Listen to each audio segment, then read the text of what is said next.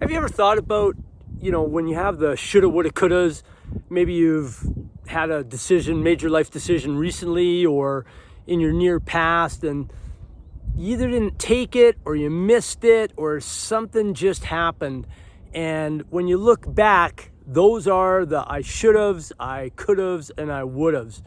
And so today, if you give me a few minutes, I'm going to tell you about the 4 big, hard truths about major life decisions and what you need to do to not allow them to turn into the shoulda, woulda, couldas. Because we all know that is the pain and regret forever, the shoulda, woulda, couldas. So, number one thing is research. And it's really hard in today's society because research is so much easier than it used to be, right? We can get AI to help with research. We can use the internet to do research. We've got all of our friends and family and all of our other stuff to do research. And you can actually end up with a little bit of paralysis by analysis, right? Just research, and never move forward. In my own life experience, when we were living in New Zealand and we were looking to make 2 decisions in a row. One was, do we go sailing now around the world, or do we wait for a year, get our businesses built up a little bit bigger, and then go?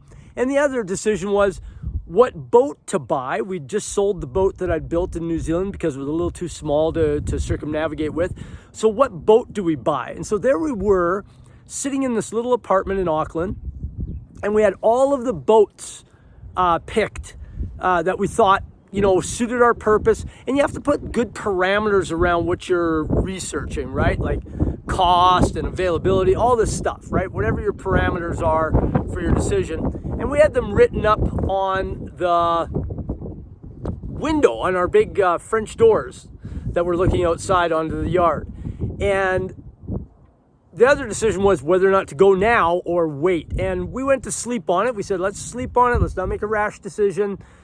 I woke up in the morning very early and I knew in my heart it was go now or don't go, right? I knew if we waited another year, things would come up, different things would happen. And this is where instinct, your gut, really matters, okay? So we did all the research and we decided to go now. So then we had to pick our boat, and we had our boats. Now we could have kept opening up brokerages and finding more vessels in more places and maybe better deals, maybe, but we had the ones picked that we thought we had to do. So that's number 1, do your research, but only do enough to make a decision. Don't get paralysis by analysis.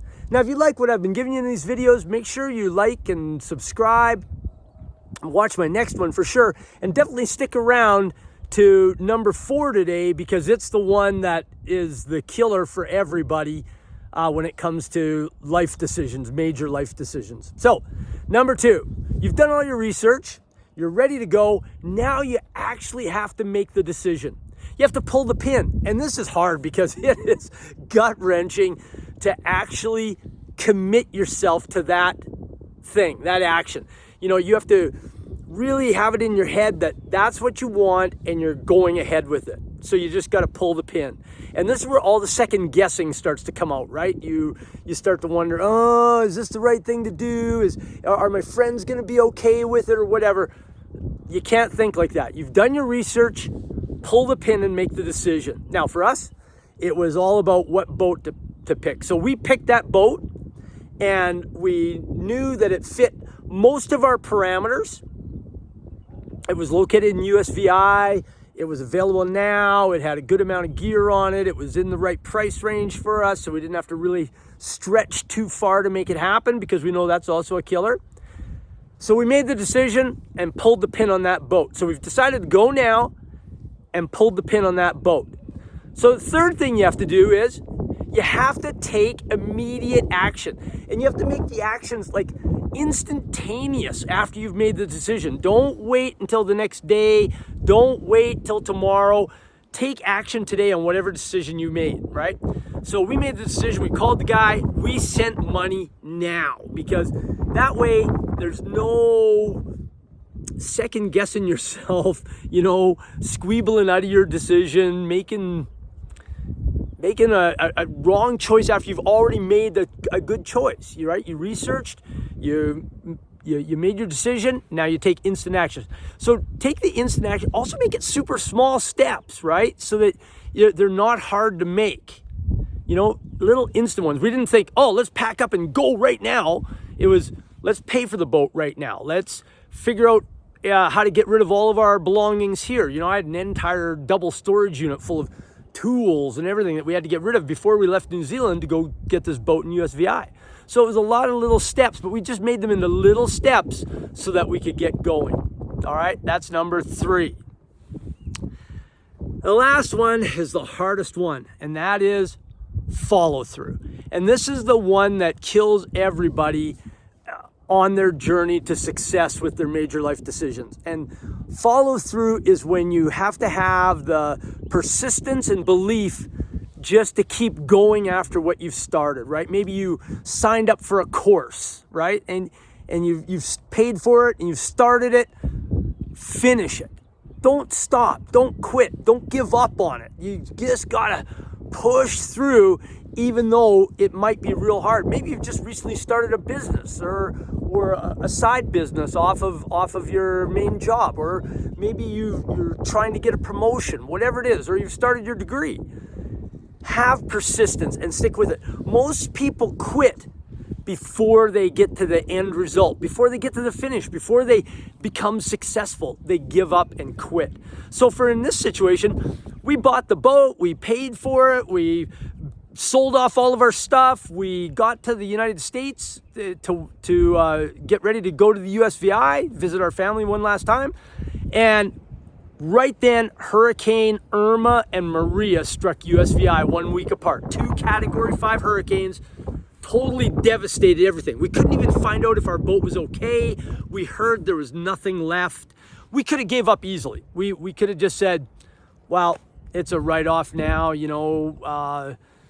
yep, we threw, $60,000 away or whatever it was, that was it. It was hard. And it was heartbreaking to see and not be able to get information. We had to wait almost 2 months before I was able to fly to USVI. Even the family couldn't fly. Only one of us was allowed to go. And when I got there, there was nothing left of USVI. I went to where the boat was in a place called Flamingo Pond, which is supposed to be a good hurricane place, and in the middle of the pond there was literally a stack of big boats, like they were on top of each other. There was sunken boats everywhere, docks floating everywhere, and I was heartbroken. I was totally devastated, and but I still had faith, and I looked around and I walked around, and there was our boat pushed up into the shallow water a little bit, so it was stuck, but it was still there, still alive, and our dreams were still going. I got on, took several weeks to get the boat up and going, got towed out of the mud, and then we sailed all through the Caribbean with that boat and had fantastic experiences, and our daughter grew a lot on the boat, and it was fabulous. But we could have quit before then and had the shoulda, woulda, couldas. Because I think if we would have quit then, before I got to the boat, before I discovered that it was still okay, we wouldn't have gone again, right? We would have got a little scared, a little gun shy, a little once bitten, twice shy, right? That's what happens. And that's what builds the shoulda, woulda, couldas.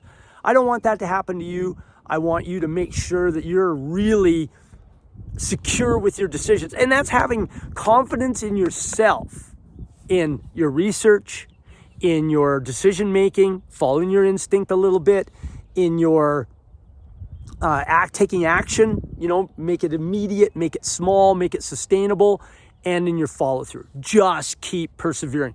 Push through the hard bits. That's where you're going to get ahead of 99% of the other people around you, is just by persevering.